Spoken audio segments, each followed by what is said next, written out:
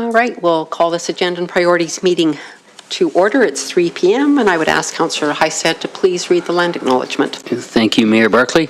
The town of Innisfail acknowledges that we are meeting on Treaty 7 territory, the ancestral and traditional territory of the Blackfoot Confederacy, Kainai, Piikani, and Siksika, as well as the Tsuut'ina First Nation and Stoney Nakoda First Nation.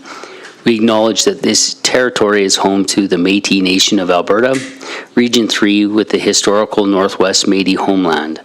We acknowledge the many First Nations, Métis, and Inuit who have lived in and cared for these lands for generations. We are grateful for the traditional knowledge keepers and elders who are still with us today and those who have gone before us. We make this acknowledgement as an act of reconciliation and gratitude to those whose territory we reside on. Okay, thank you, Councillor Heistad. Move into 2.1. Are there any additions or deletions to the agenda? There are not. Okay, I'll please have someone make a motion to adopt the agenda as presented. Councillor Russell.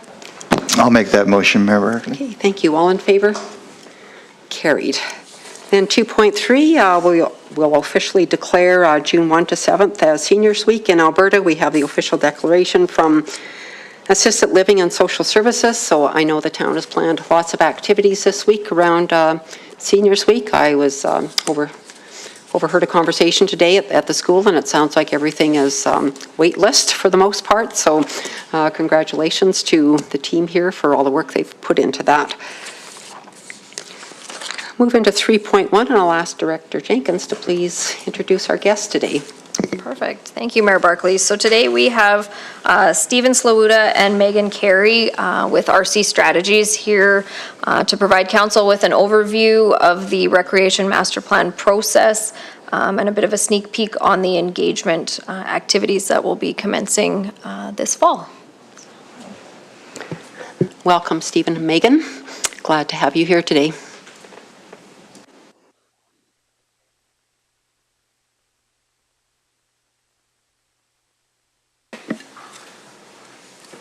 Good afternoon. Everybody can hear me okay, I'm assuming, here and online. Yeah, we're really excited to have the opportunity here, Megan and myself, just to kind of introduce ourselves to you and kick off the process here by just sort of walking through kind of our team. So as I mentioned, a bit of an introduction to our team, going through the project purpose. I'm sure you're all aware that the master plan process was going to be initiated, but it's probably been a while since you've had a chance to kind of dig into what the terms of the project are, so we just wanted to spend a few minutes on that. And then also, and probably most importantly, just share how we're planning to engage with the community moving forward, recognizing that that's a really big piece of the work here as well. So we'll start off just with a little bit of information about us. We won't take too much time talking about ourselves, I promise here. We know that that's not kind of the point of this, but just in terms of who you've retained to do the work here. Our firm, RC Strategies, so we're a team of about 20 folks. So Megan and I are 2 of the 4 partners in the firm, and we have about 15 full-time employees between kind of our contractors and full-time staff. And really the focus of the work that our team is involved in is in the recreation parks, trails, sport planning realm. So this is kind of the sandbox that we play in and are really passionate about doing this type of work in communities. And we do it across Canada. So majority of our projects are in Alberta and BC, but I think as of right now, we have projects in 7 or 8 different jurisdictions across the country. And in total, our team's worked on about 2,500 projects over about 40 years. Megan and I weren't around for all of those, but certainly our firm has a pretty good breadth of experience in this planning area. So obviously Megan and I are here today and we are the co-project managers, but there's a whole bunch of other folks that are on our team as well that you as council and certainly staff and the community will see at various points in time in the process here as well.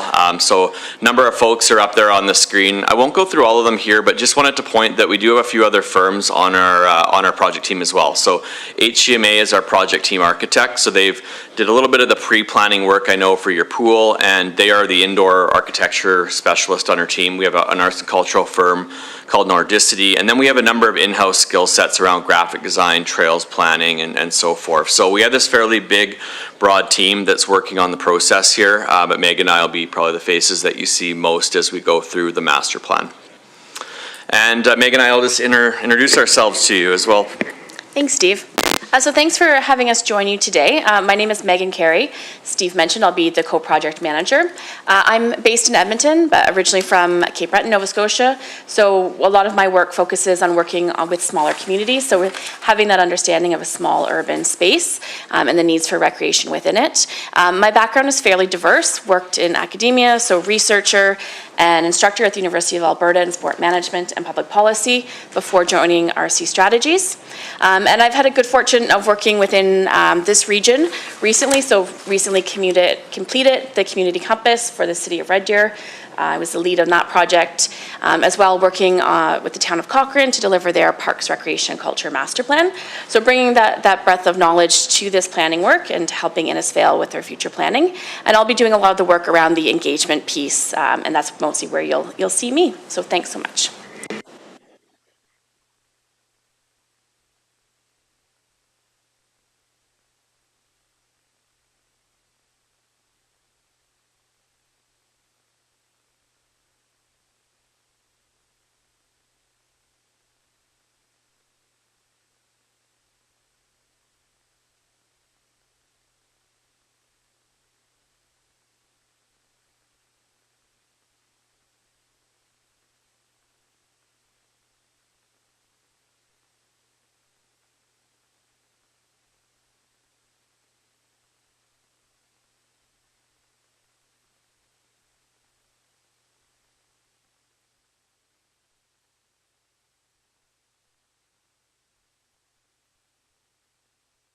Like to think that it's threefold there. So there's kind of three buckets of work. The first is, and we're going to spend a bunch of time on this over the next couple of months, and that's assessing the current state of recreation parks, trails, culture in your community. So trying to understand what the strengths, gaps, and opportunities are.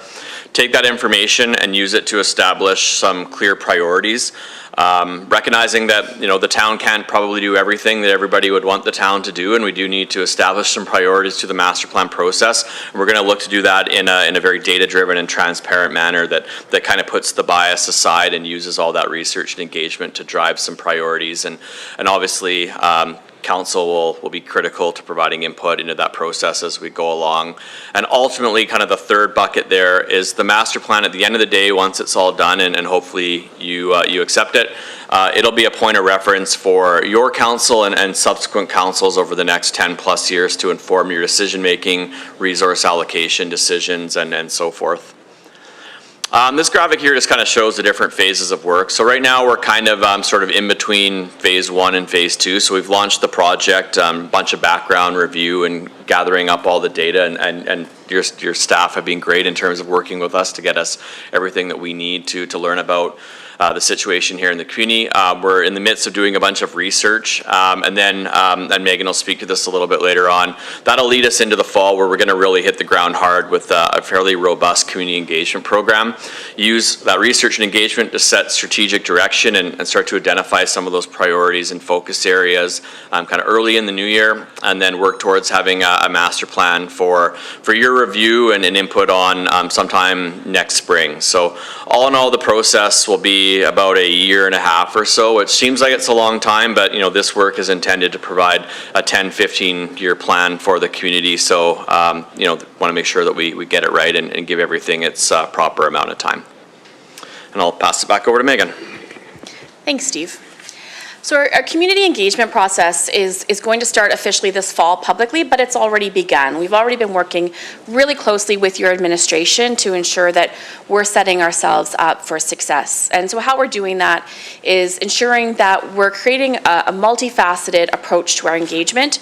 We know how important it is to hear from the community and to hear from a variety of community members. When we're talking about parks, recreation, and culture planning, a lot of the times it's those loudest voices that we hear, right? Those are the ones who know how to organize and know how to bring their ideas forward.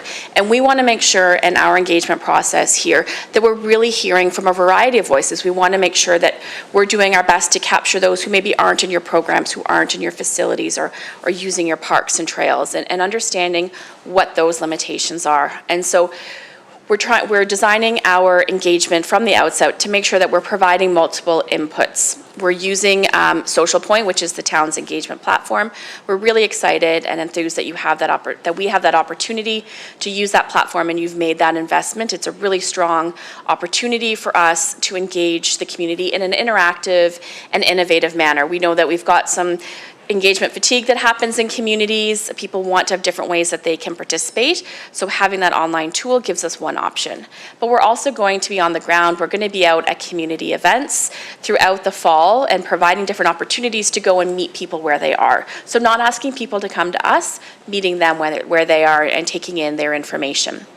We also see the engagement process, particularly when we're connecting in person, as an opportunity to be not only transparent about what we're engaging on, but also as an opportunity for education. We know that this is an opportunity for us to help to educate your community about their investment into parks, recreation, and culture. And so using those opportunities to engage in those conversations, we feel helps us set us up for success into the future. Certainly within our work, we do align with best practices, and that means that we've got appropriately trained individuals who will be leading the engagement process, including myself and Steve, along with our support staff. And so aligning with IAP2 standards, as well as ARECI, which is an Alberta-based ethics module, so making sure that we're engaging your community in an appropriate way. We certainly see ourselves as an extension of the town when we're going out and engaging with the community. And in giving people an opportunity to respectfully share with us their views and giving everyone an opportunity to be heard. So just a little bit more on the specifics of our engagement tactics. So there will be a landing page that'll be set up. I think a really great way that we're approaching that is that it's going to be not just for this project, but overall for recreation. So it'll be a space where your residents can come back to when future engagement is done around recreation, and we'll be building kind of that collection or registration to the site. So you'll be able to help you into the future, not just solely with this project. There's a variety of tools that we'll leverage through the Social Point site.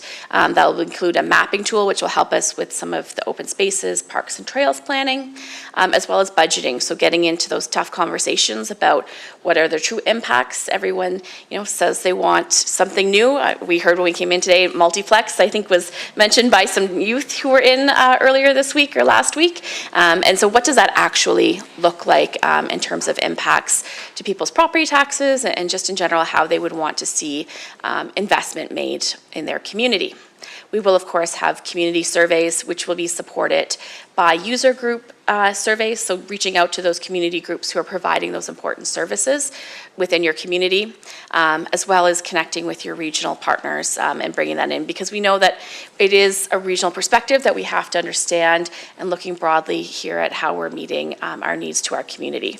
So it'll be a fairly robust process that takes place throughout September, October, and then later in the fall we'll take that all away and do the analysis. And this will be an important piece to balance off to the research that Steve mentioned, which will be conducted over the summer. We know that there's no legislatively mandated direction around recreation, so taking in the views of your residents and making sure that those are captured to help understand what's needed here in Innisfail is a really critical component to all of this. And so we'll certainly be working closely with your staff over the summer to ensure that we're ready to launch right away in September. And Steve, I'll hand it back to you. Yeah, so in addition to engagement, just to touch a little bit more on the research that'll supplement that. So, through the engagement that Megan talked about, we're going to gather opinion and perspective, and that's obviously really important, but we also have to truth test that a little bit as well and kind of layer in some other considerations. And there's a few here that I'll just touch on really quickly.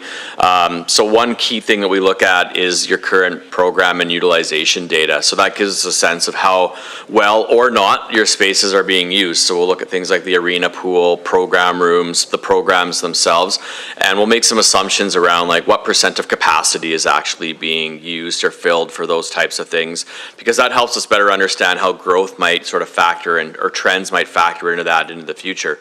For arenas, if all of our arena time's booked, and we're going to grow by 5 or 10% a year, then we're probably going to be in trouble, right? But if we have a lot of arena capacity, maybe we don't need to necessarily add a sheet of ice for 20, 30, 40 years, whatever the case may be. We also want to look at population and demographics. Benchmarking, certainly we'll compare Innisfail to some other similar sized communities in terms of, you know, the number of facilities you have and things like that. And then the other one I just wanted to touch on here as well is the mapping and spatial analysis. So through some of the GIS data we have, we can look at things like resident proximity to a trail, right? Like, so how, you know, what percentage of people are within 400 or 800 meters of a trailhead so that they can go for a walk? Whereas maybe that there isn't as much access in other areas of the community, and that should be a potential focus for future trail development or park development. So we can kind of look sort of overall at a community from a spatial lens as well. So we have a bunch of time dedicated to that task. So research, engagement, that'll ultimately give us a good source of or foundation of information from which to build the master plan. And then lastly, before we take any questions, I just wanted to touch on how we'll be looking to formally, at least at minimum, engage with you as members of council through the process. And there might end up being one or two more presentations beyond this, but at a very baseline, the next time you'll see us, which maybe seems like a long time away, but it'll be in the fall. And that's when we'll come present really everything we've learned from the research and engagement and get your feedback on that, get your interpretation of that information. The next time after that you'll see us there, number 2, is kind of later in the year, early next year, where we have a kind of a planning workshop with you, where we'll start to maybe test some potential priorities and focus areas and get your thoughts on that, and as well as the process by how we got to some of those priorities and focus areas. And then it'll be kind of rapid fire after that. You'll see us again in short order after that in 2027 when we present a draft plan, and then at some point after that with a final plan. So a few different engagement checkpoints, but certainly Megan and I are pretty flexible if we feel we need one or two more throughout the planning process here as well. And we appreciate you listening to us, and we're happy to take any questions or comments that you have. Sure. Thank you very much. Does anybody have any questions? Councillor Heistad? Yeah, I'm just going to ask you guys, welcome to Innisfail. Is there any gaps that you see already in our community? Like, I know I have my opinion on things, and I'm sure all of us do around the table, but we're a fairly small community. I think we have a pretty good knowledge of what we may or may not need, and it's the timing for the research and that is time, like it takes time. And I was just wondering, what have you learned about Innisfail? What do you see some of those gaps? Because I have my opinion, but I'm curious what you may see today.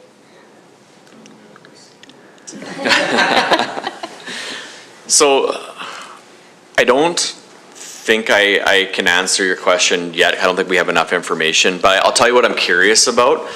Or one thing that I'm curious about is the extent to which people are gravitating outside of the community for recreation opportunities. And I think we'll uncover some of that through the engagement and even some of the research we do to try to understand kind of the sort of the egress, ingress of recreation, people coming out, people coming into going out, coming in.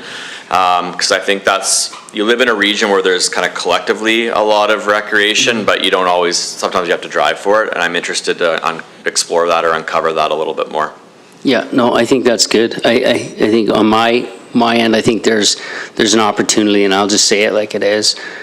Field house, that kind of recreation, I've been saying for the last year and a half or so. Dome, my counterparts get tired of me saying it, but I think that we're fortunate enough to have what we have in Innisfail, but there is, people are looking elsewhere to live in our community because we lack that space, and I think it could be done. So that's where I'm coming from, but that's my question. Thanks for your time. Councillor Russell? Yeah, thanks, Mayor Barclay. Just a couple questions on your community engagement. So just can you expand a bit on how, is that me or you?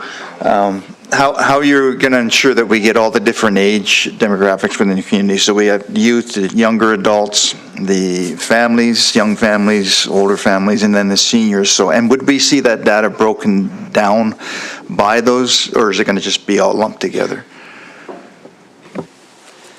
Through your worship. So thank you. Great question. Within the community survey, so that piece around that quantitative data, there will be a demographics question that we ask. So we'll be able to cross-reference that against what kind of Stats Canada says is the community composition.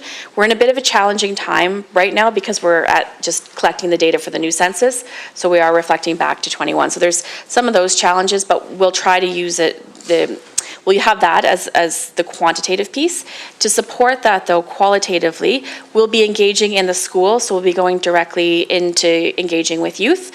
One of the tactics that we've been commonly doing and having good success with is providing a set of questions to the school. We go in and do a little bit of a spiel. I lean back to my instructing days and we kind of explain about the planning process, why it's important to be civically engaged, and we ask the students a variety of questions and we take in their feedback and we ask them to kind of be nominated to come to us. So 1 or 2 students from each grade would come and have a chance to connect with us. We'll also, within the focus groups that we do and the interviews, we'll have dedicated outreach to seniors organizations as well as to other service agencies that are going to represent those groups. So we try to have as much of a variety of touch points as we can across different demographics to bring in those different perspectives, because we know how important that is to take in that consideration of demographics from families to adults without children, older adults, youth, and children as well. So trying to get that broad capture is definitely a key consideration, and that's why we're starting the process early. We started talking about engagement about a month ago, so really it's going to be a significant lead-in to make sure we're getting this right. Okay, Councillor Wing. Thank you, Mayor Barclay. And through to our delegation, thank you very much for the presentation. Welcome to Innisfail. I appreciate everything that you've said, and I love your the overview. I guess my concern, and it's probably as much for administration, is we're at that point in the year where we'll have two user groups, being soccer and baseball, winding up here in a few weeks at the end of June, and then hockey and the winter sports starting to ramp up in the fall. I don't want to lose those summer sports that aren't operating in the summer. So I wonder if there's some way that we can get something to them in June to say, keep your eye on, or get logged in on the online project page so that we don't miss them. Through your worship. So great point. And that seasonality piece is something we're challenged with in a lot of our projects. There's never that perfect time when you're going to hit all of the groups. We've already been in touch with your communications and marketing manager. We know about the fall registration night, for example. We'll be using that. I think one of the benefits in working in communities like Innisfail is that you do have a strong, connected community. And so usually when one user group hears about it, people wear multiple hats. They might be involved in softball, baseball, hockey, and so getting that word spread throughout the community, having community champions who are there to promote our engagement will be one of our tactics to make sure that we're getting it.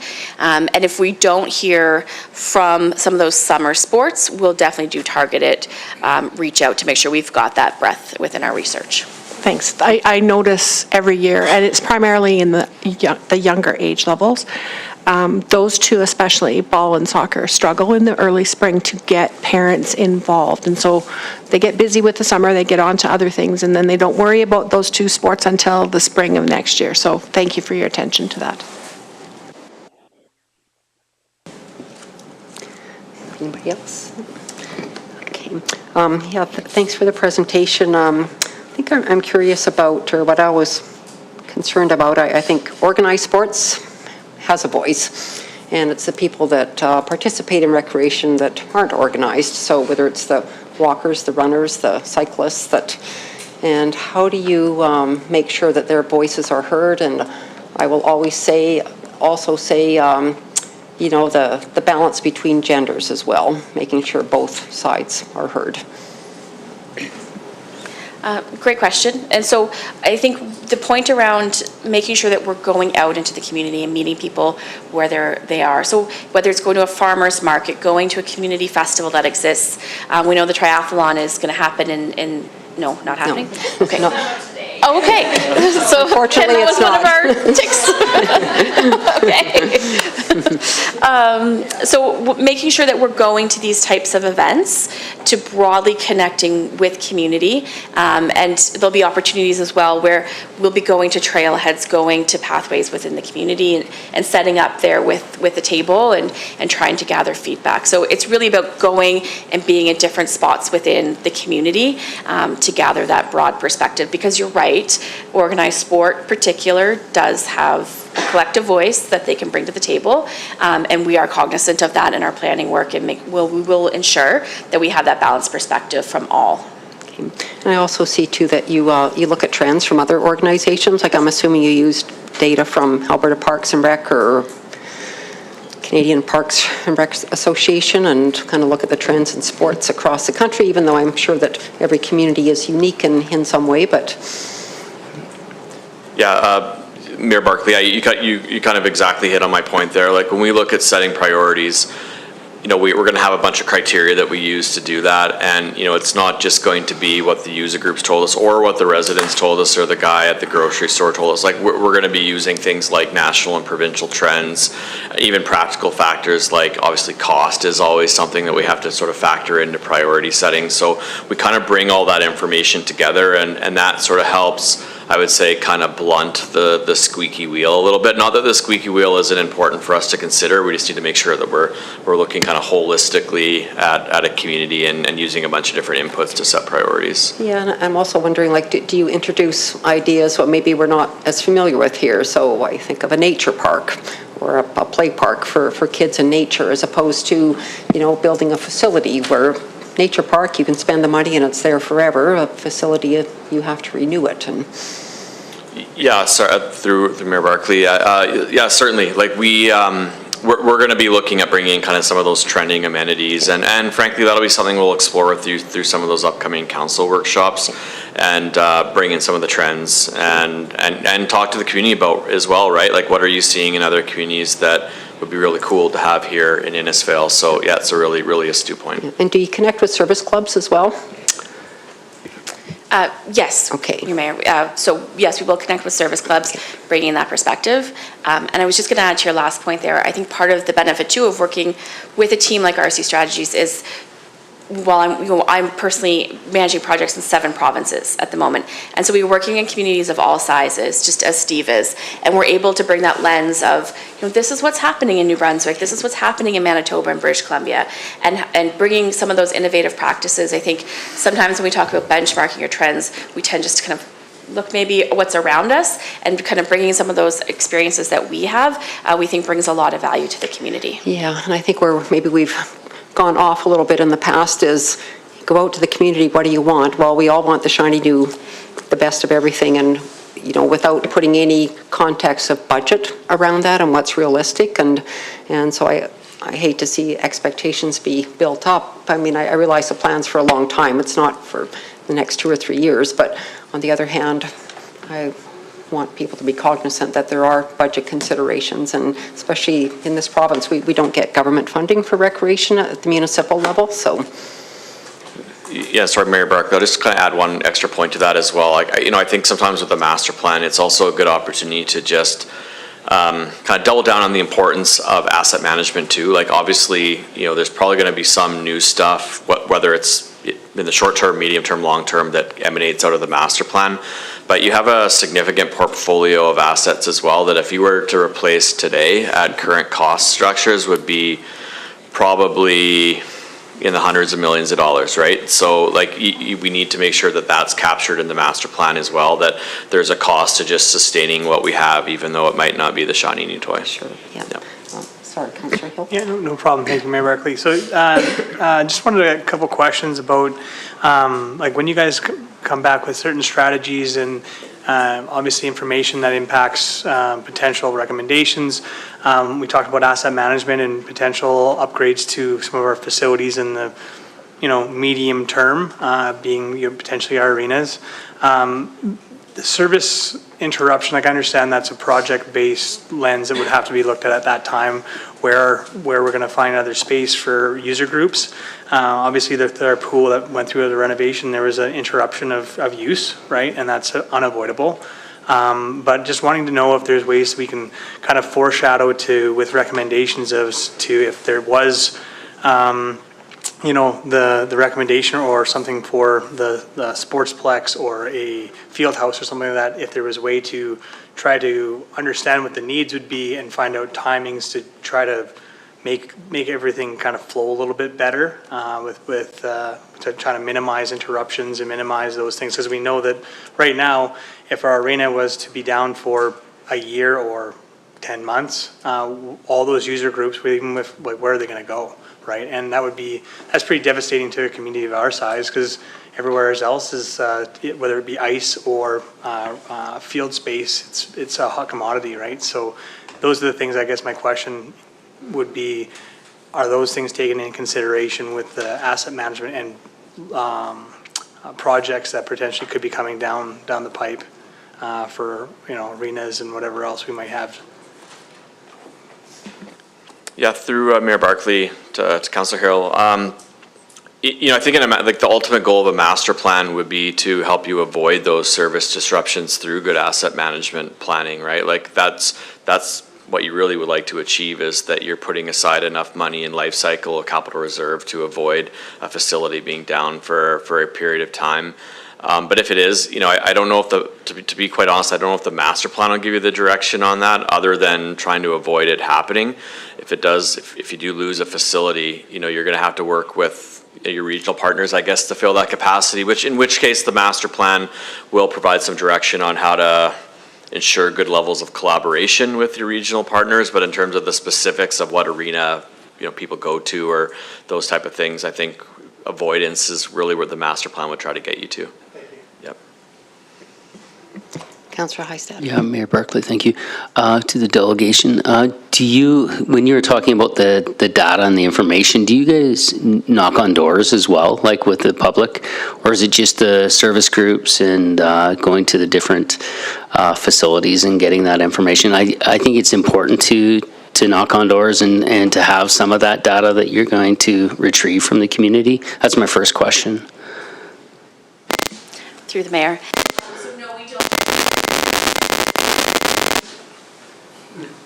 Doesn't like me. No, we do not knock on doors, but we will develop a postcard that will go out. So that's one of the options that we had built into the plan, is doing that level of promotion that would go out to all of the homes within the community to let them know that the engagement process is happening. Okay, and then Mayor Barclay had mentioned funding is quite limited in our province for communities our size. So when you come back, will you give us, you were talking about other models across the country, like the P3 models, or however, working with not-for-profits and groups like that. Would you be coming back with recommendations with how to fund or potentially increase the recreation in our community? Is that something that you guys would be doing as well? Through Mayor Barclay, I guess there's a kind of a global statement. Every community we work in across Canada is looking to find the kind of proverbial money tree and try to shake that. I would say what the master plan is an opportunity to do is to identify kind of the cost benefit of putting resourcing into trying to chase those revenue sources. Like, that'll be an area of exploration for us. Because every market has a bit of a different potential for sponsorships and grants and so forth. So we'll certainly look to explore that. And when we come back and workshop with you at council, that'll be something that we can have a bit of a conversation on. Is the juice essentially worth the squeeze on investing a bunch of resources to chase, sponsorships, grants, and all the other sources of funding. Okay. Thank you. Okay, well, thank you very much for coming. It's great to meet you, and we look forward to your work over the next few months.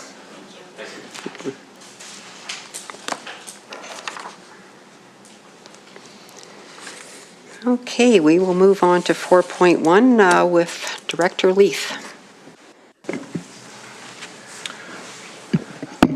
Your Worship, Council, this is to inform Council of some of the changes to emergency healthcare system in Alberta.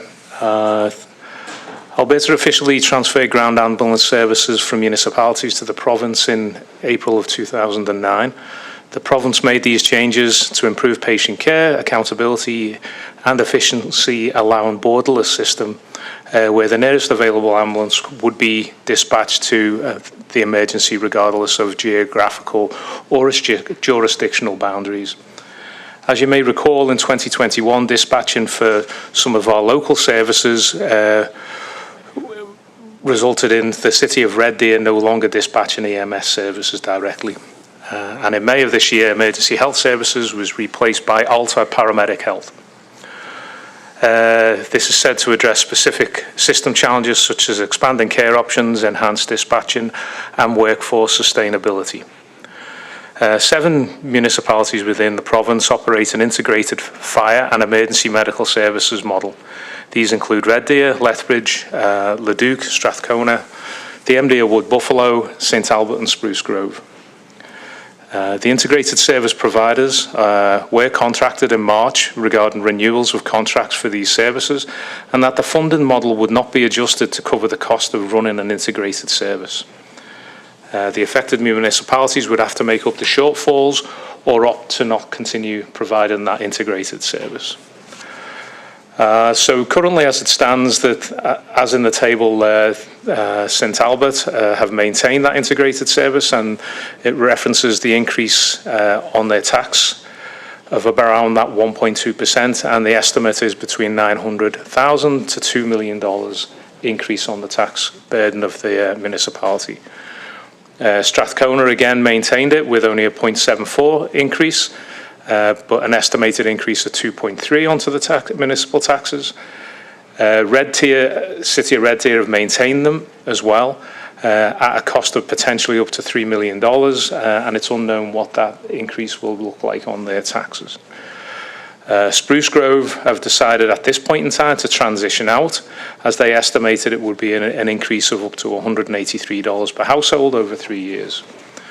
Lethbridge again transitioning out, but that is still an open discussion with the unions affected, as they wish to basically separate the service out to EMS division as well as a fire division, with differentials in pay under the same union.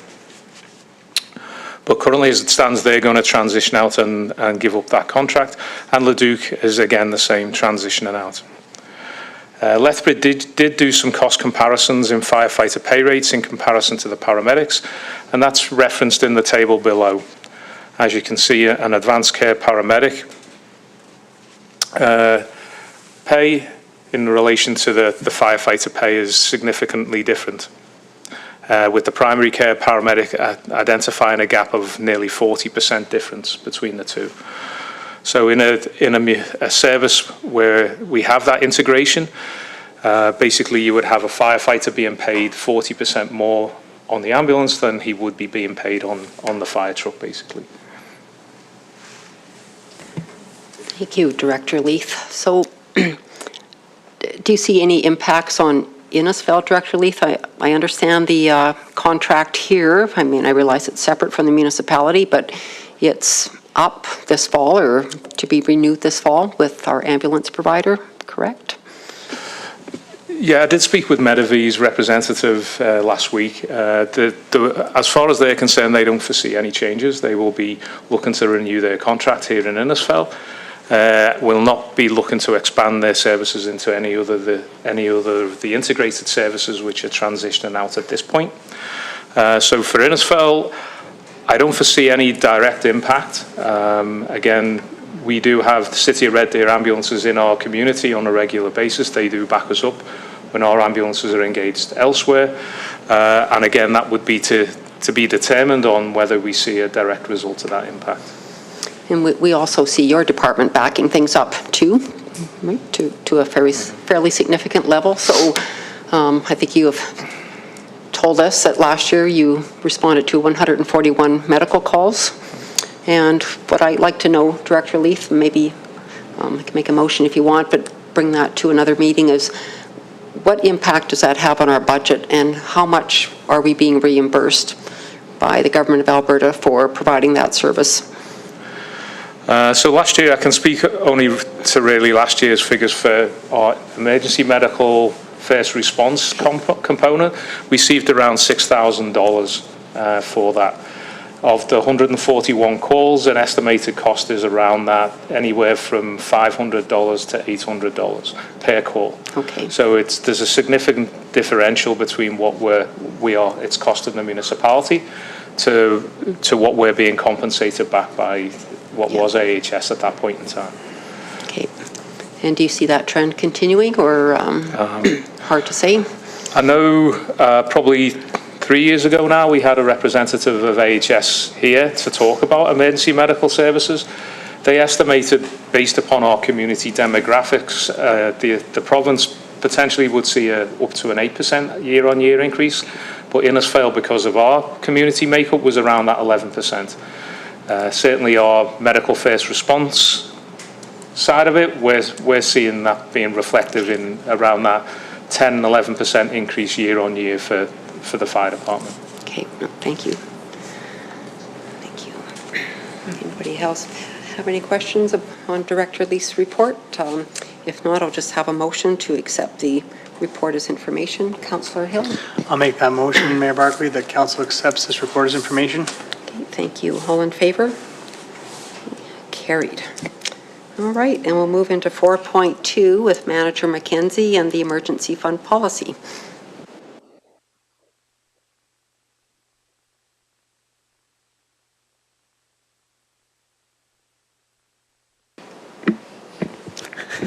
Apparently you have to push that button a little harder.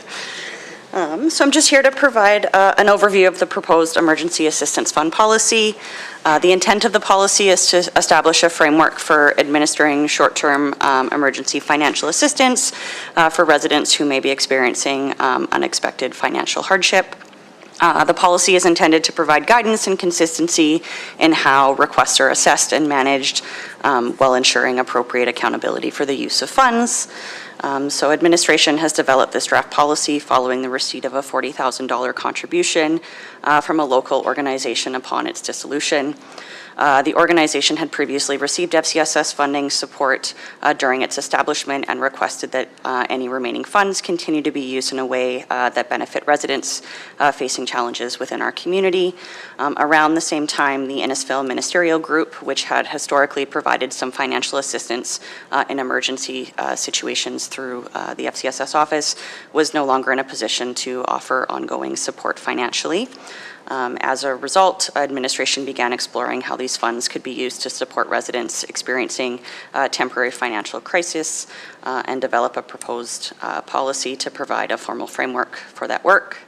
The policy is intended to support individuals and families facing urgent and unforeseen circumstances that may have an impact on a variety of things such as housing stability, access to utilities, health, safety, or other basic needs.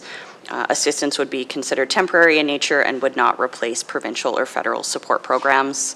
Wherever possible, FCSS staff will continue to work alongside the applicant as well as community partners to identify other available resources and longer-term supports before any sort of emergency assistance is provided.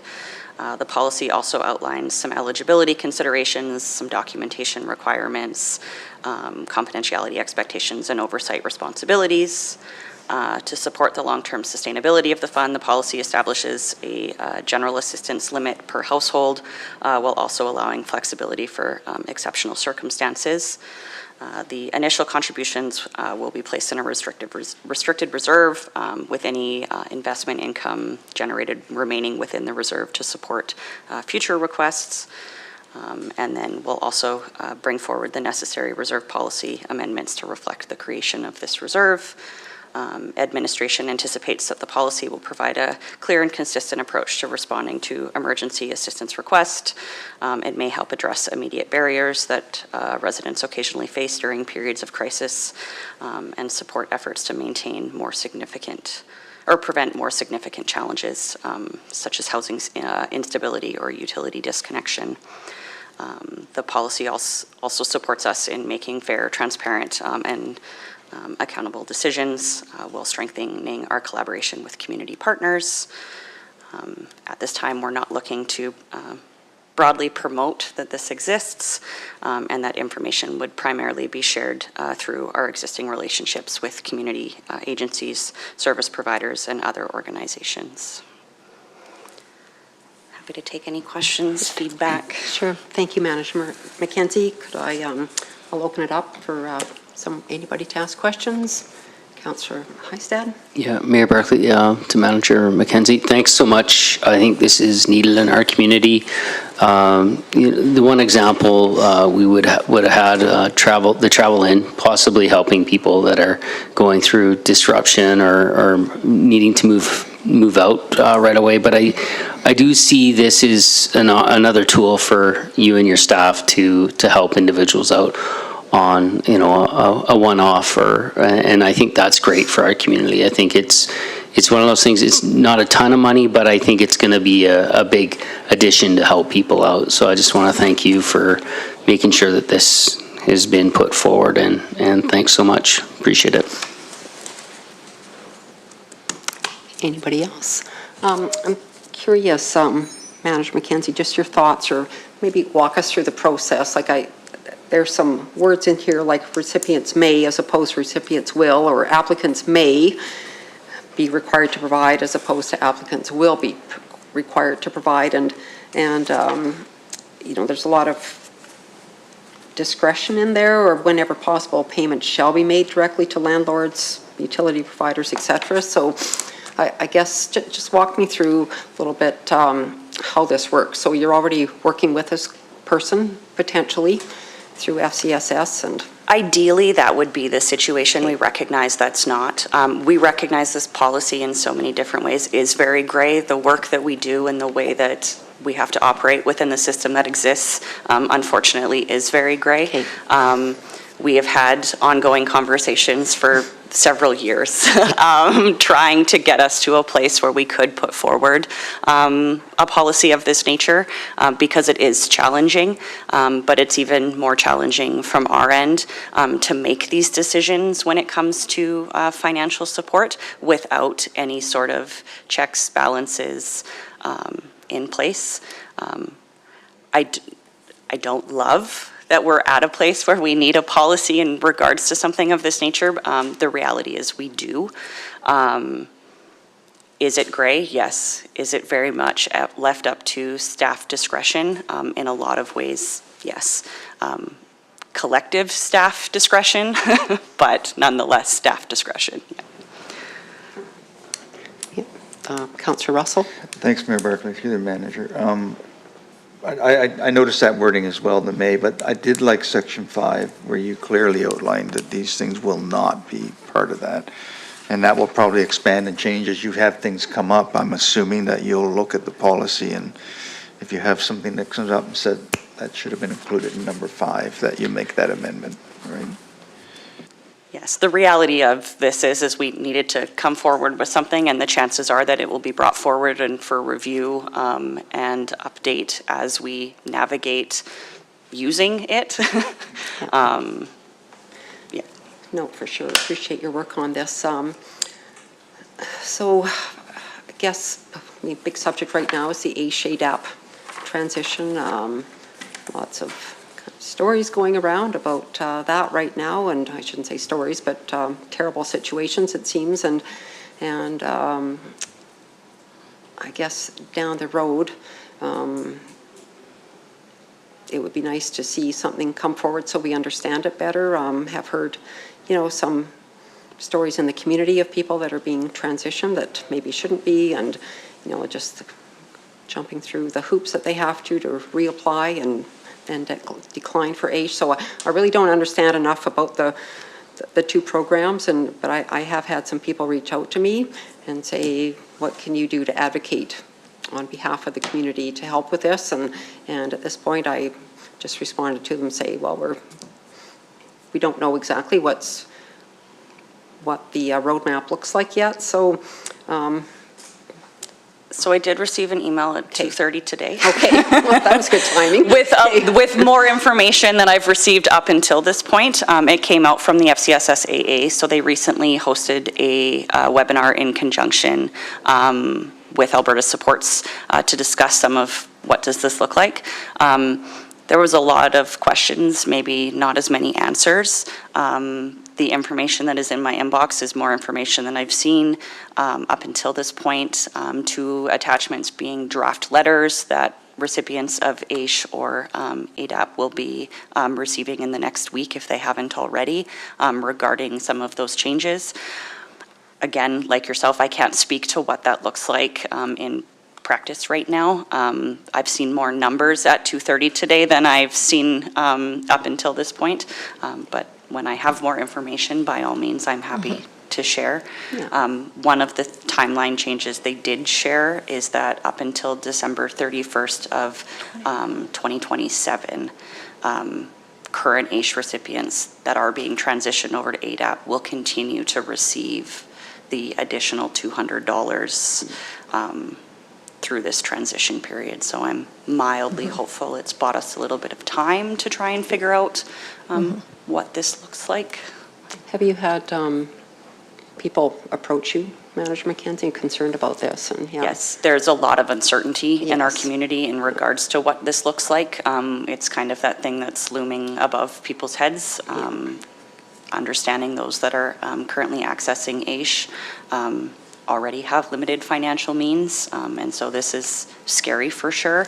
And I think what's made worse by the fact that we don't necessarily have good, clear answers for them at this point. So are people being transitioned from AISH to ADAP so that, to allow them to work? That's the whole idea. And if you're disabled and can't work, you stay on AISH? Is that? So the again, basics? today's the That's first basics. time, yes, at 2:30 today was the first time I've seen in writing what is going to qualify folks to continue to reside, or to continue to remain on AISH. Folks that will be transitioned to ADAPT, they can reapply for AISH. What that process looks like, we still haven't seen the application form. We know we're getting a single application form for both programs, but beyond that, at this point in time, I can't speak as to the changes in that application process. And people have been transitioned already, correct? July 1st, they Okay. will transition, and so in the next, if they haven't already, in the next week or so, they're supposed to be receiving a letter that is going to tell them whether or not they are remaining on AISH, or that they are being transitioned to ADAP, which is the Alberta Disabilities Assistance Program. It seems people are being transitioned that cannot work. Okay, so well, I guess in the... I'll just, so the email that Kristen referenced, I did as well, and there is a pretty extensive FAQ that we can include in council's correspondence even for next week, and then as we get more information, I know Kristen is working with other organizations in town that deliver services to individuals as well, so that they can information share as they learn a bit about how best to navigate as well. Yeah, I love Director Jenkins, when the time is right, to have a report come to council from FCSS, and you know, if we need to do some advocacy, I know some other communities have started that process, but I don't feel that we understand, or I don't understand enough about it to really speak that well about it, so. That's fair. Yeah, that's correct. When I have some more Yeah. information, Yeah, I'm happy to share it. Okay. Yeah. All right. Councillor Wing. Thank you, Mayor Barclay. Through to I'm curious about our own capacity. So these programs are so critically important, but it's a matter of how big is this iceberg really once we take the top off of it. And I'm worried about, or concerned about, our capacity to have somebody that receives applications, that goes through applications, and somebody else that has to write 1 check, 5 checks, whatever it might be. So I hope that we can collect some data on that for leading up to the next budget, to be able to say, this is the work of FCSS, but this is new work for us, and we know that we're already tapped out a lot, and we know that we're already contributing more as a town than lots do as far as our partnership with the provincial government. So I thank you for the great work you've done on this policy. I know that it will be well received, and I know it is much needed, but I know that it's going to take an awful lot of time. So good luck with that. And but I would like, I'd like it if you could come back to us at budget time and say, this is this is what it's actually costing us to be able to administer. And so we can address it at that time. Thanks. I was just going to follow up again. The intent is not that it will be a program that is advertised or put out there. Yes, word may spread, but that it really will be something that Kristen and Emily in their direct work identify as an option, not something that someone is coming in saying, I would like to apply for the emergency fund, that sort of situation. Okay. Councillor Russell. Mayor Barclay, I was just going to make the recommended motion if you're ready for that. Okay. So that council accepts the FCSS Emergency Assistance Fund Policy Report for information and direct administration to bring back for formal approval at a future council meeting. So I'll make that motion, and I will just make a point of a grammar on number 1 in the eligibility. The number 1 is missing. I'm sure you caught it, but I just thought I'd bring it up. So, As is the ADAP program from Yep. point 2. Yeah. All right, have a motion, all in favor? All right, carried. Thank you, Manager McKenzie. Okay, we'll move into 4.3 with Director Vickers. Thank you, Mayor Barclay. Mayor Barclay and Council, we have a report before you to provide Council with an overview of our new privacy management program and our ongoing compliance work under our Protection of Privacy Act. So in 2024, the government did introduce two new pieces of legislation, the Protection of Privacy Act, or POPA, and the Access to Information Act, ITIA, and those both replace the old FOIP legislation. And this new legislation expands the privacy, information governance, records management, cybersecurity, and accountability obligations for municipalities and other public bodies across Alberta. And just a part of this new legislation, all municipalities are required to establish a privacy management program. So the report today kind of outlines all the work that went into our own privacy management program and kind of ready for Council's kind of review. So beginning in 2025 and continuing into this year, administration has undertaken a comprehensive review on how the town kind of collect personal information, how it's used, stored, shared, protected, and managed throughout the organization.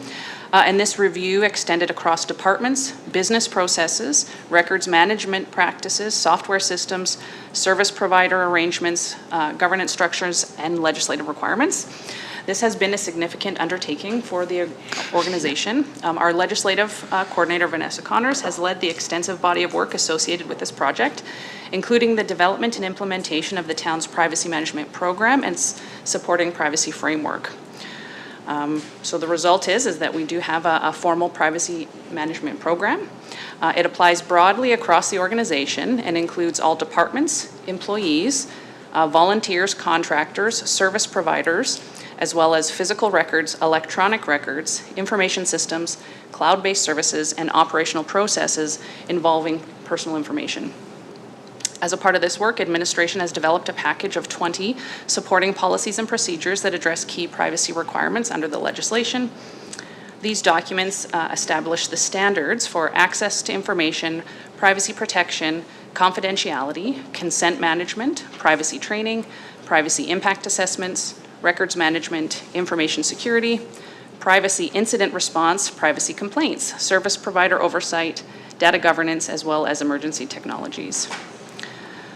So this program is designed to ensure personal information is managed consistently throughout the organization with a focus to reducing any privacy risks, as well as strengthening governance practices, improving accountability, and maintaining public confidence in how the town manages information entrusted to it.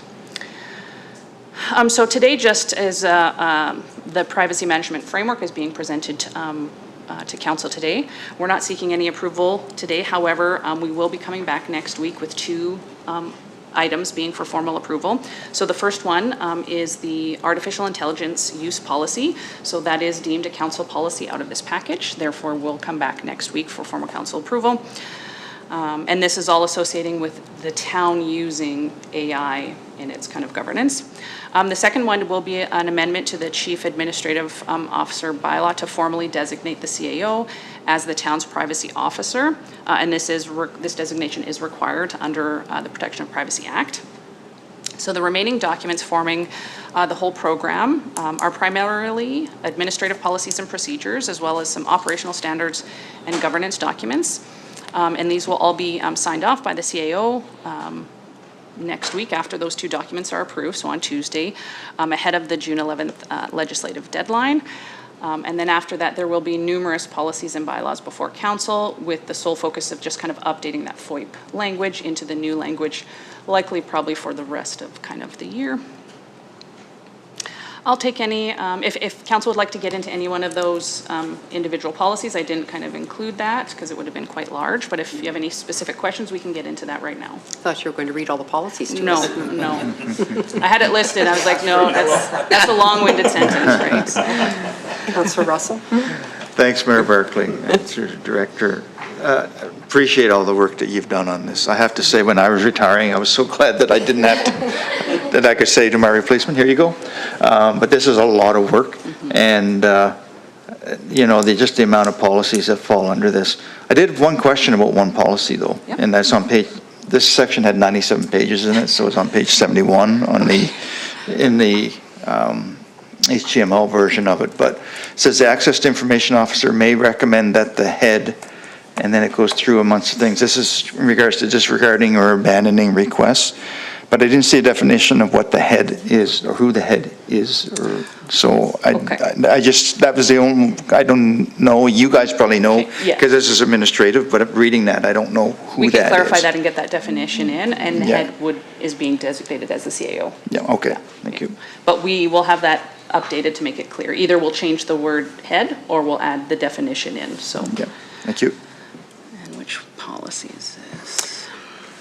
So Director Vickers, all this change, is it, has it enhanced over what we had before?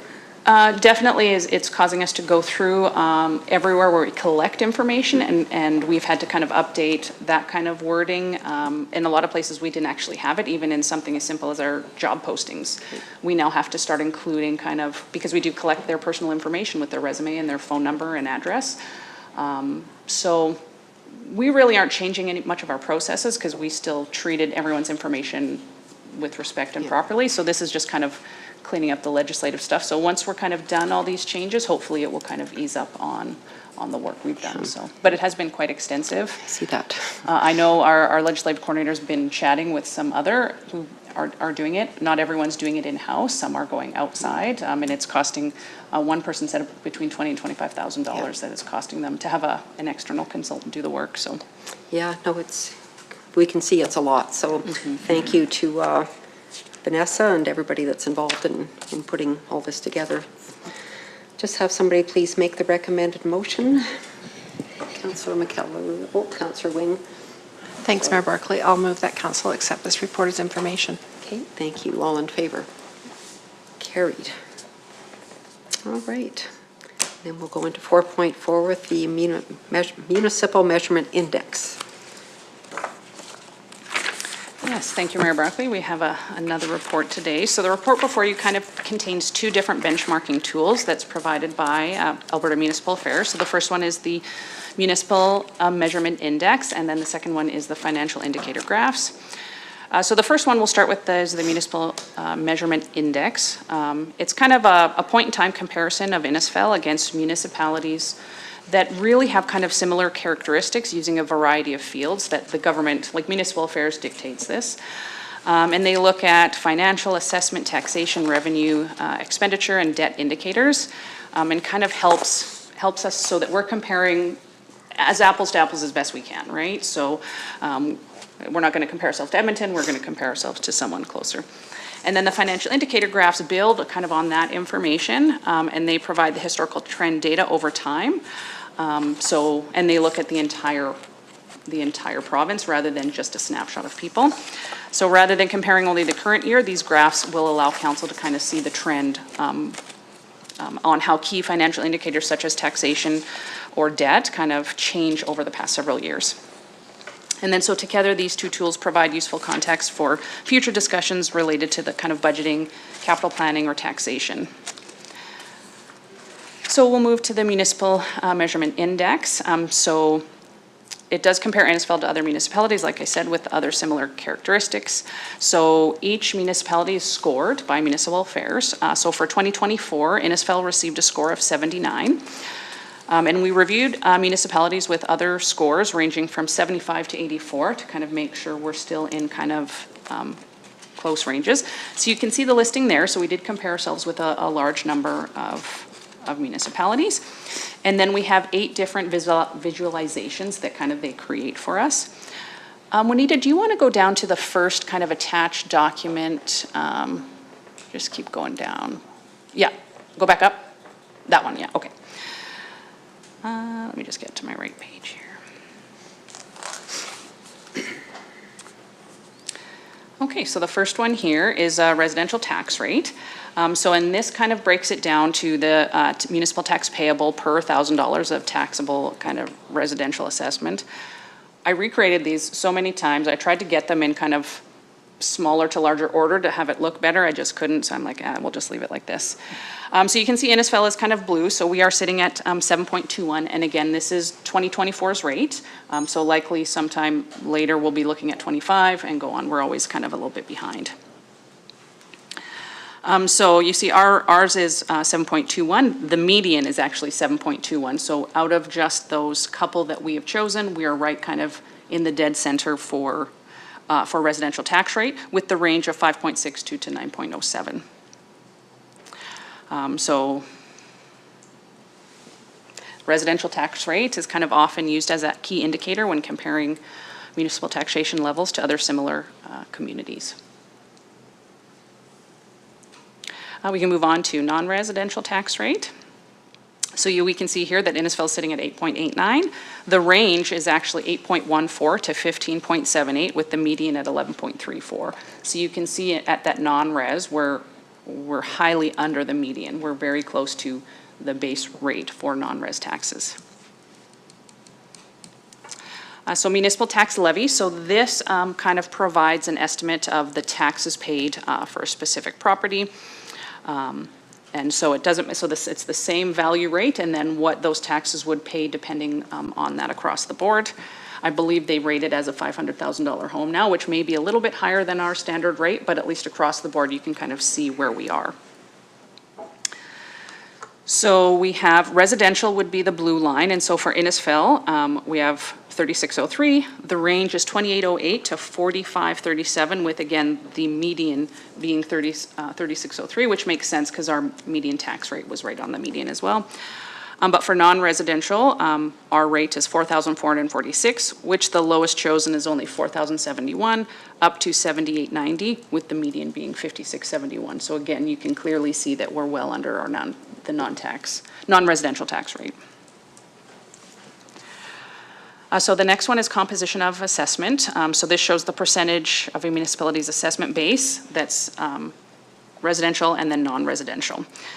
So you can see Innisfail, it's a little bit hard to see, but we are sitting at 72% for residential with 28% non-res. And you can see that they kind of are all over the place. There's really not kind of a standard of where everyone's at. The lowest is 11.9 all the way up to 43.3, which is quite large in Whitecourt. So municipal debt per capita. So this is the amount of debt that a municipality holds. They do break it down by short and long-term debt. And they divide that by population to get kind of a per capita. So the short-term debt would be things like any leases that we have, either for mowers or some of our maybe printers. And then long-term debt would be any of our traditional debenture loans, which at the time of this report, we only had the one. We only had the Southwest residential loan. When this report comes in 2026 and further, it will be it will jump giant because we will have the line of credit listed on there as well. But you can see there that at the time, Innisfail's short-term debt was 335, and that number typically may not change, right? If our line of credit is increased, that will have an impact on our long-term debt, not our short-term debt. And our long-term debt was 634 per, and then you can see kind of the median, we're well under both of those as for 2024 as well. Here's our long-term debt to debt ratio. So this shows the percentage of our legislated debt capacity that's been utilized. So our debt capacity, I'm not sure what it was in 2024, it's probably around that 30 million. And as you can see, 12% was utilized at that time, and we had 88% kind of left capacity. And you can see there's varying ranges from debt used of 7.4% to 70% of debt capacity used. And the median sitting around 25%, so we're well under the median on that one. This one is revenue and expenses per capita, so they look at total revenue and total expenses divided by that population. Total revenue is sitting at that blue, and then total expenses is yellow. So Innisfail for revenue, 3524 with a median of 3646, so kind of just under median. And expenses, we happen to fall right on the median again for expenses with 3558. Our revenue and expenses are fairly close to linked together. It's interesting how some of the other ones, they're not. That means they must not be running a balanced books, but you never know. Yeah. And then we have our accumulated surplus per capita. So this measures the financial and non-financial resources available to a municipality on a per resident basis.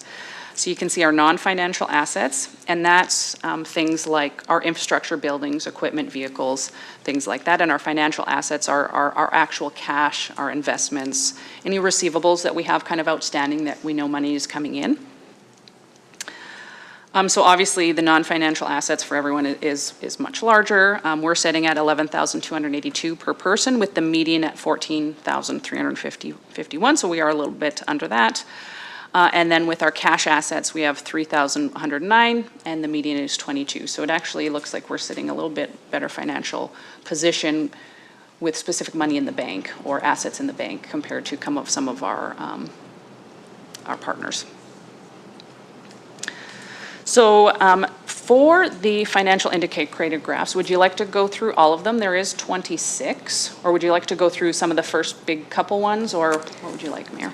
Yeah, I don't know if you need to go through all of them, Director Vickers, but there's a couple I would have questions about, but you can start off first if you like. I think the first two for sure are Okay. residential tax rate. Sure. So that's kind of the first one up right here. So what it shows here, you can see all the way back to 2009, and I don't know, yeah, you can see, so that's kind of our mill rate over the last couple of years. So you can kind of see how it's trended from now. And then you do see that green kind of line, that is the median rate but this is everyone, so it's not just towns. We're looking at towns, specialized districts, villages, big cities, everything. And obviously the grayed out range is the entire range, right? So that means someone is sitting in that above or right around that 20 points, right, for the residential tax rate. The next one is very similar this is the equalized tax rate, so it kind of takes our equalized assessment and kind of changes things with that as well.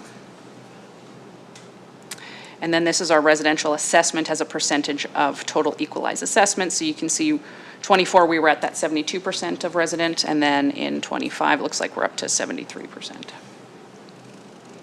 So here's the next one is non-residential tax rate.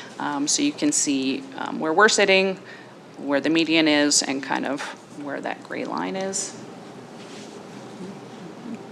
Does anyone have any questions on that one?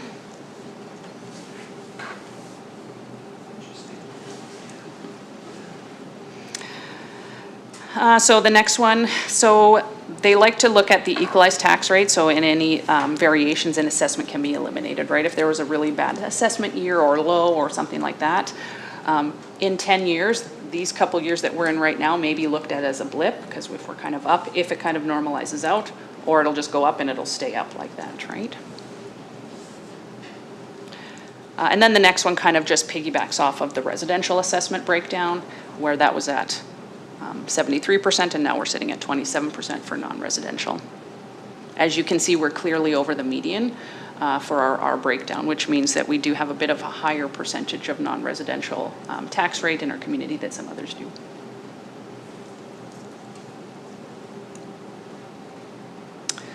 Okay, we can go on. So the next one is our long-term debt ratio. You can see we had a very, very low percentage for many, many years.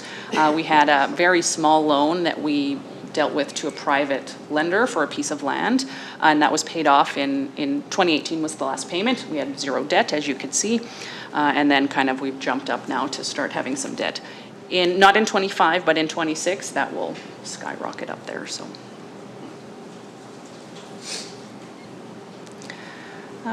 Again, the next one is just our long-term debt per capita, so you can see that every kind of resident in 2024 is responsible for $634 according to this graph kind of thing. Net accumulated surplus, so this is just our financial assets per person kind of thing. So in 2024, our financial assets rated at $3,109 per resident of Innisfail, which is just a touch higher than the median. Our net, so this one's an interesting one, our net municipal property taxes per capita. So we collect $1,179 per resident on average based on total population, which is just a little bit under the median for the whole organization. Sales and user charges per capita in 2024, likely that jumped up because we sold quite a few number of fully built homes, which kind of jumped up some of our expenses and our revenue on both sides in 2024. That likely should kind of taper off. As you can see historically, we've been pretty close to the median kind of expected, but we did have, it's not typical for municipalities or not typical for us to be spending those kind of dollars. Government transfers, it stays pretty static. Hasn't changed a whole lot. You can see in 2017 we saw a huge jump, 758 per capita, but the last 2 years we're kind of hovering.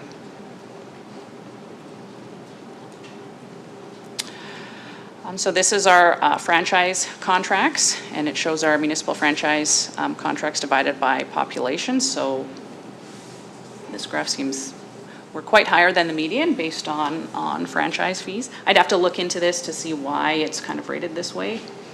Yeah, this was one of the charts I had a question about, Yeah. Director Vickers, just because it's so different than Yeah. the other ones are, and I'd have to drill in and see Okay. kind of where this information is being pulled and how it relates to the rest of our kind of budget. I also think too, maybe you need to match that up with tax rates as well, right? That's right. If our non-residential tax rate is Yes. significantly lower, I would say, and Yes. yeah. And we have had, there was quite a number of years in like the teens and early 2000s where we didn't have a lot of increase in taxes, and we offset by increasing our Yes. franchise fees. So, yeah.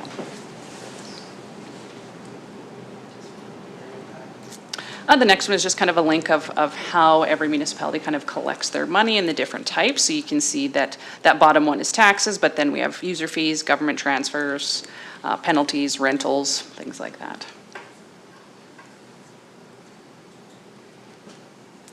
Salary and wages and benefits per capita, just under, we're starting to kind of just creep over that median line. Again, we'll have to watch it for a few more years to see kind of how that trends out and what that means, but. And same with contracted and general services, it's been fairly static over the last decade or so. We are above that median, but that could mean that we just have less full-time staff potentially, and we're contracting out some of those services. A lot of this would be like our garbage contract, even potentially some of our stuff that we deal with water and wastewater kind of would fall under here as well. Materials, goods and supplies and utilities, again, likely in 2024, we did purchase all the equipment to build all those new homes. So likely that could have an impact on, and again, those did fall in our operating budget. Because they weren't an asset, all that money was brought into our operating budget to kind of deal with. So same within 2025, we did have to bring some of those capital expenses into our operating because it was a house that we sold. So that, would this include like underground services that went into residential, or like what? Typically not, because Okay. that would be kind of a capital project. But again, I'd have to look into the background of this report to see what number they're pulling. Can you? Yeah, Okay, because absolutely. it's quite significant, Yeah. the upswing, so.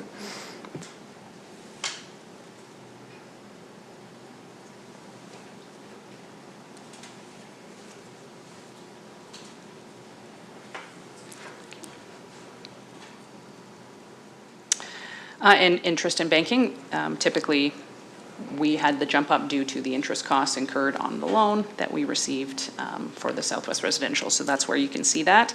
Outside of that, before was just standard. We do have some interest costs that we deal with and things like that. But typically now we're seeing just direct interest from loan costs. Do you have a question, Councillor Russell? Sorry. I do, yeah. Okay. Sorry, thanks, Mayor Barclay. Through the Director Vickers. I think you've answered them, because the two questions I had were on page 25 and page 31. One was related to the user fees and why we're so much bigger, but you're saying it's the sale of homes? Likely, yes, because Okay. we had a huge increase in expenses. So much so that we caught the attention of the GST people last December for our last quarterly GST return. It was so large that we actually got a call because they thought it was an error. And we said, no, we built a few homes, and then we also had a portion of the pool, so. Okay. Yeah. And then page 31, and it was the materials, goods, Yeah. supplies, and utilities. So again, that to me was just an anomaly that jumped out at me, those two. So again, you're going to confirm that is the reason why for both of those? And same with the franchise one, I'll just double check on Okay. that one, and just kind of drill in to see where we're at and come back. Okay, thank you. So then we have a few kind of simple ones. So general government. So this is municipal expenses on general government. So this would be general admin, municipal council, any kind of other legislative services divided by population. So you can see where we're sitting based on the median here. And then we move into police services, where it does look like we're a little bit over, but it looks like we've been a little bit over kind of consistently over the last little bit. And this would be things like police as well as fire, disaster, emergency management, all those kinds of costs. Transportation, kind of linked, went under. We're kind of creating a little bit of a gap between us and the median, but we're very close. And approximately costs us about $594 per person to do transportation. So this is roads, streets, like lighting, any public transit, so multiple things would fall under there. So not just the roads that we're on, but also the things that we could drive on it, right? So we have environment here. So this would be water supply, water distribution, any water treatment disposal, also our garbage waste supply divided by population. So you can see we're at 940, we're consistently hovering right around on that line. Recreation, very similar, right hovering on that line. Not too many big blimps. I'm not sure what happened in 2019 somewhere that caused that kind of large jump, but some municipality obviously had a huge a rating in recreation for that 1 year. Maybe they built a facility and had it rated different on their financial statements, so. And then the last one is kind of just showing those last couple of departments kind of all in one little graph, so you can kind of see them tiered out just for Innisfail now. So yeah, if there's any other questions, I will come back and do some digging on the materials and user fees, and then the franchise map, just to kind of clarify that. So when you get this, Director Vickers, is it just the comparables that you get, or do you receive this information for every municipality in Alberta? I can go look. Yes, it's totally public, so anyone could go look at the financial indicator graphs, and you could look at any municipality like this. We can pull us, we can pull anyone. Just wonder, I'd be curious, looking at how we compare to kind of the central Alberta area, you know, Lacombe, Blackfalds, Sylvan Lake, City of Red Deer County, Innisfail. So would you like to see their graph I would. for each of those? I would. Okay.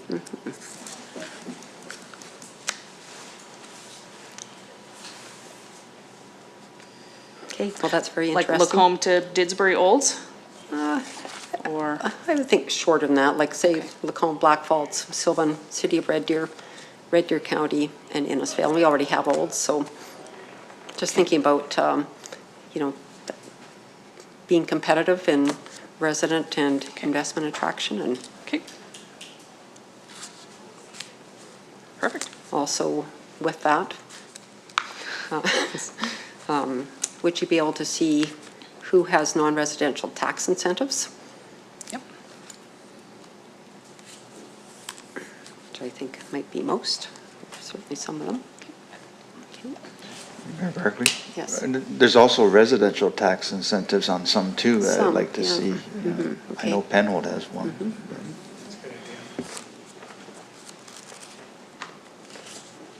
If I'm looking for one policy, might as well look for two, right? See if they have both. Me as well. And then, No. Okay, what else? That's it. Yeah. No, that's it. That's it. No, thank you for that. It's very interesting and, Yeah, look but at. by and all, I think the town is sitting in a great position. Like I said, and a few of those things definitely can be explained likely Yeah. by some of our own activities that likely they'll fall off kind of in different years. Yeah. Until the aquatic center debt comes on. Well, that's right, and then we'll see that Yes. graph kind of explode up for a couple of years. It's all right. Okay, I'll just have someone please make a motion. Councillor McKellar. I'll recommend that council accepts the report as information. Thank you. All in favor? Carried. All right, we'll move into correspondence.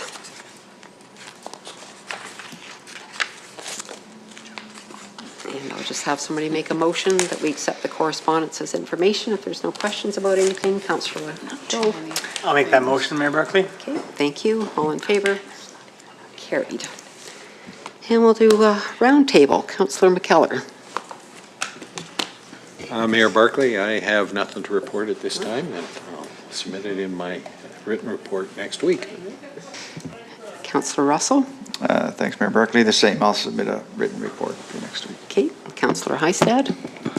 Well, you better have your reports in, guys. Who's that? Who's that directing people? I've been good. I've just missed one this year. Just because the phone people are asking. Shouldn't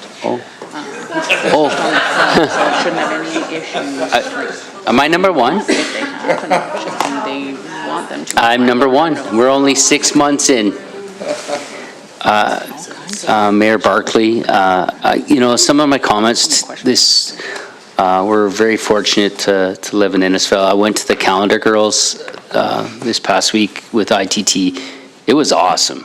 Like, that was probably the best thing I've seen in a long time. So the fundraising was great for the healthcare fundraising committee. I'm sure there's a bed purchase from that. And then also the bike rodeo, I do have to admit, I was only there for 20 minutes, so I only put in my timesheet for 0.20.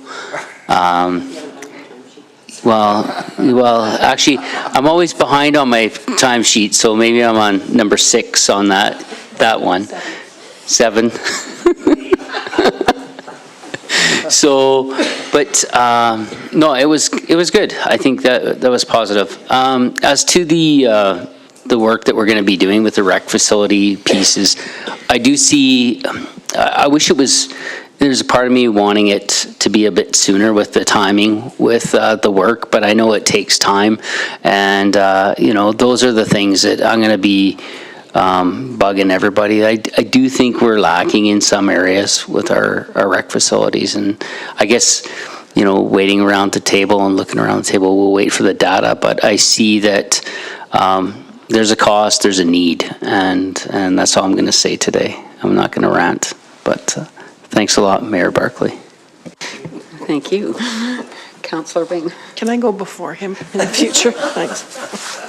I don't. I will have a report for next meeting.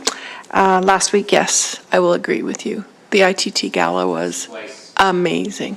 Yeah, it was amazing. And this week, heading to FCM in Edmonton, and so I'm very much looking forward to that. I've got my program all set out, and it's going to be a busy few days, but it looks really good, so.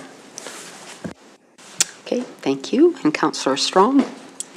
I too will have a report next week. I will be remote, be dialing in from British Columbia. I know it's a shock, but I will be here. I haven't missed one yet. And I do have a basement coming out the ground in Napoleon South, so we have ICF coming out the ground. So. Perfect. You're full of water. Swimming pool. A new swimming pool. Can I get a tax rebate on that? Councillor Hill. Yeah, today's a little adventure with being grouped into seniors category was the first time ever for me, but I welcomed it. But yeah, it was good to meet some of the kids. My daughter's in grade 9, so it was kind of nice to see that, get to know some of the other perspectives of that age group. But other than that, MPC tomorrow, as well as we do have, I will be also going to FCM this weekend, so definitely looking forward to that as well.